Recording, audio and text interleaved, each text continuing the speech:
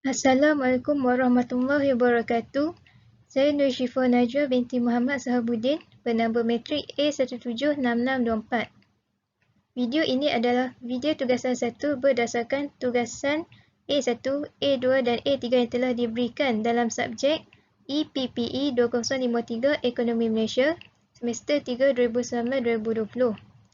Hari ini saya akan bincangkan tentang perubahan struktur dalam ekonomi Malaysia.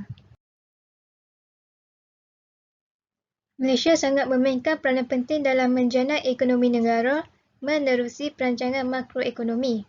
Oleh itu, perubahan struktur ekonomi Malaysia dapat dilihat melalui KDNK mengikut jenis aktiviti dan perbelanjaan, populasi penduduk, tenaga buruh, pekerjaan dan perdagangan antarabangsa.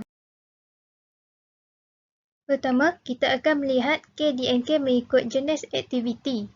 Jadual ini adalah jadual peratus sumbangan KDNK mengikut jenis sektor yang terdapat di dalam Malaysia antara tahun 1987 hingga 2018.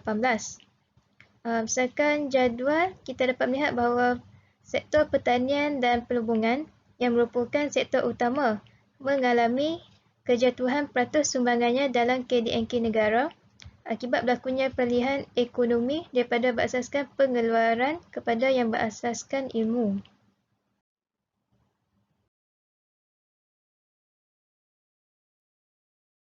Ini adalah graf peratus sumbangan KDNK mengikut setiap sektor bagi tahun 1987 hingga 2018. Dan daripada graf ini, kita dapat melihat bahawa sektor pembuatan adalah yang tertinggi berbanding sektor lain pada setiap tahun, iaitu yang mempunyai garisan berwarna merah tersebut. Bahagian ini pula mengenai peratus sumbangan KDNK bagi tahun-tahun terpilih mengikut sektor utama, sektor kedua dan sektor ketiga. Bagi tahun 1987, dapat melihat bahawa sektor ketiga telah melebihi peratus sumbangan KDNK sektor utama. Manakala pada tahun 1990-an, sektor kedua dan sektor ketiga semakin mengatasi sumbangan sektor utama kerana mula memberi tumpuan kepada industri berat dan perkhidmatan. Daripada kedua-dua catatpan ini, kita dapat melihat bahawa sektor ketiga dan sektor kedua telah melebihi sektor utama. Hal ini kerana sejak awal tahun 2000, kerajaan telah mula memberi tumpuan kepada sektor kedua dan sektor ketiga. Namun kerajaan masih lagi memberi perhatian kepada sektor utama dalam negara.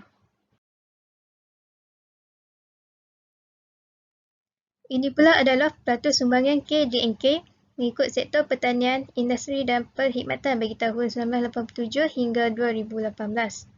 Daripada graf kita dapat lihat sektor perkhidmatan yang bergarisan warna merah adalah yang tertinggi peratus sumbangan KDNK-nya. Manakala kedua tertinggi adalah diikuti oleh sektor industri yang garisannya berwarna ungu. Bahagian ini adalah KDNK mengikut perbelanjaan. Jadual 3 ini adalah peratus sumbangan KDNK Malaysia mengikut perbelanjaan dari tahun 1947 hingga 2018. Perbelanjaan itu adalah meliputi perbelanjaan kerajaan, persendirian, perubahan inventory, pembentukan modal tetap kasar, ekspor barangan dan perkhidmatan dan juga import barangan dan perkhidmatan.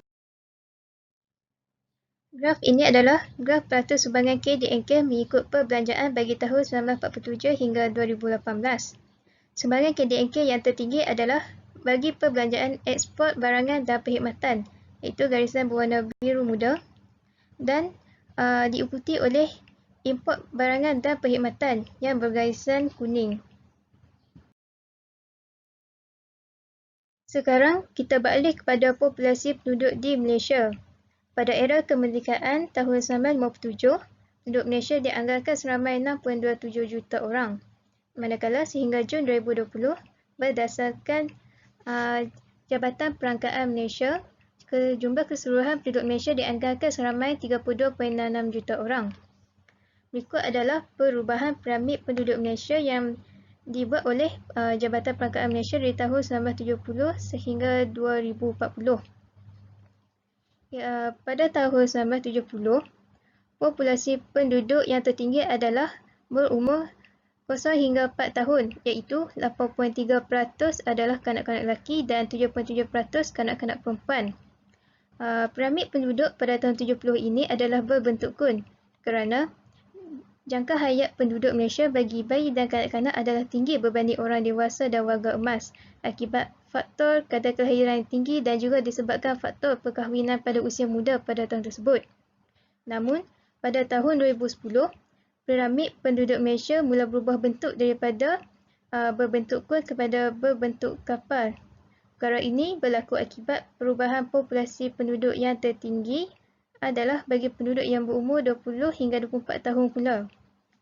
Hal ini kerana bilangan orang dewasa semakin ramai berbanding kanak-kanak disebabkan faktor orang dewasa mula berkahwin lewat dan kadar kelahiran yang semakin kurang akibat amalan perancangan keluarga.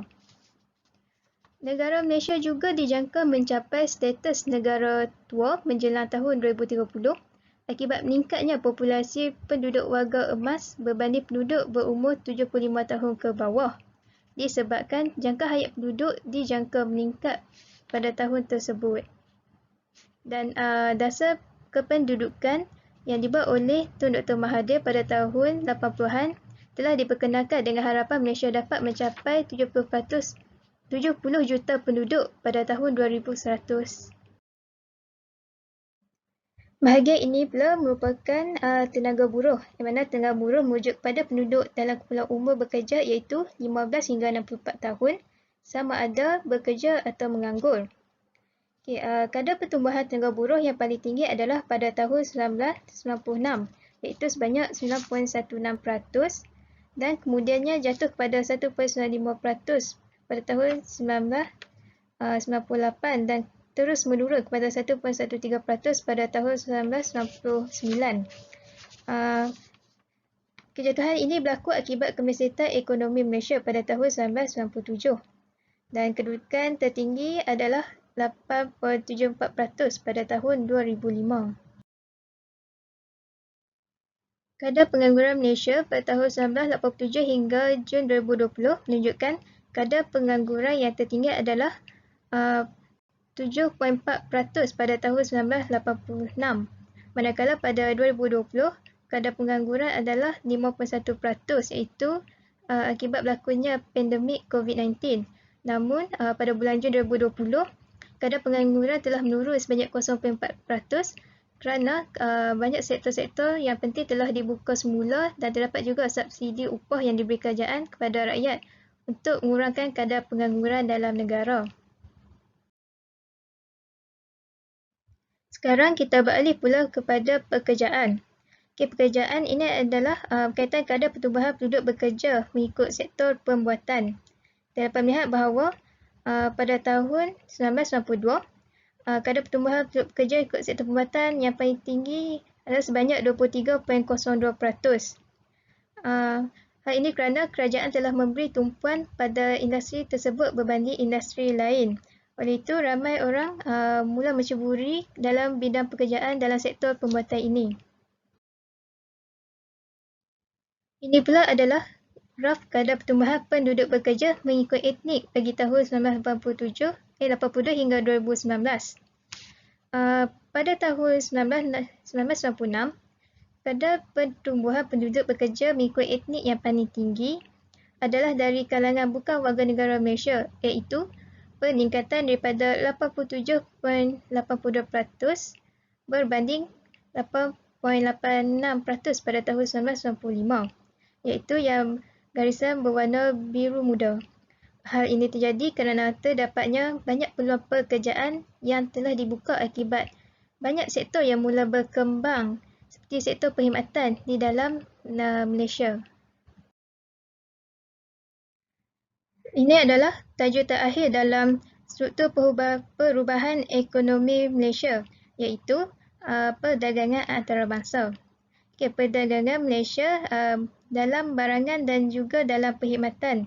Oleh itu, jumlah keseluruhan perdagangan Malaysia dapat dilihat daripada graf 10, iaitu sentiasa meningkat setiap tahun dan pada tahun 2020, iaitu daripada Januari hingga Jun, perdagangan Malaysia sedikit menurun akibat berlakunya pandemik COVID-19 ini. Disebabkan perdagangan antara negara terpaksa ditunda sebentar sehingga COVID-19 ini hilang. Namun perdagangan masih diteruskan walaupun berlaku COVID-19 ini untuk memastikan perdagangan antarabangsa tetap berjalan lancar antara negara-negara tersebut. Berikut adalah perdagangan mengikut komoditi. Komoditi yang terdiri daripada petroleum mentah, minyak sawit, getah, kayu balak, timah dan gas asli cecair. Berdasarkan graf, ekspor Malaysia mengikut barangan komoditi dari tahun 2000 hingga 2018, gas asli cecair, minyak sawit dan petroleum mentah adalah antara barangan komoditi yang tertinggi berbanding barangan komoditi yang lain. Ini pula adalah komposisi ekspor dan import Malaysia mengikut SITC 1 digit, 2 digit dan 3 digit. Okey, bagi SITC 1 digit, kita dapat lihat bahawa SITC 7 adalah yang paling tinggi dalam ekspor dan import bagi setiap tahun, iaitu dari tahun 2000 hingga 2020, iaitu dari Januari hingga Jun. Manakala SITC 2 digit dan 3 digit adalah dari segi ekspor Malaysia dari tahun 2000 hingga 2020.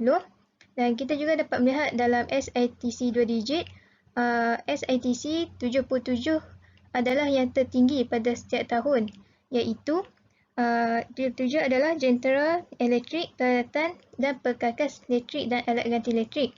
Manakala bagi SITC 3 digit, SITC 776 adalah yang tertinggi bagi setiap tahun, iaitu SITC 776 adalah injap dan tube termonik, fotosel dan sebagainya dan alat gantinya. Data-data ini diperolehi daripada Perangkaan Perdagangan Luar Negeri Malaysia, MAX Online. Ini pula adalah import Malaysia mengikut penggunaan. Daripada jadual dan graf, barangan perantaraan adalah yang paling tinggi daripada barangan yang lain, iaitu yang paling tinggi adalah pada tahun 2019, iaitu sebanyak 467.0 juta ringgit. Manakala yang kedua tinggi adalah barangan modal. Dan bahagian terakhir ini adalah haluan perdagangan Malaysia dengan rakan dagang utama, iaitu haluan perdagangan ekspor dan haluan perdagangan import dari tahun 2010 hingga 2020. Haluan perdagangan ekspor dan haluan perdagangan import antara negara yang paling tinggi adalah negara China, diikuti oleh Singapura dan Amerika. Data-data ini diperolehi daripada Kementerian Perdagangan Antarabangsa dan Industri, iaitu MITI. Perdagangan Malaysia dengan rakan dagang utama sangat penting dalam negara, terutamanya untuk hubungan Malaysia dengan negara-negara luar. Oleh itu, Malaysia sangat menitik beratkan perdagangan Malaysia dengan negara-negara lain.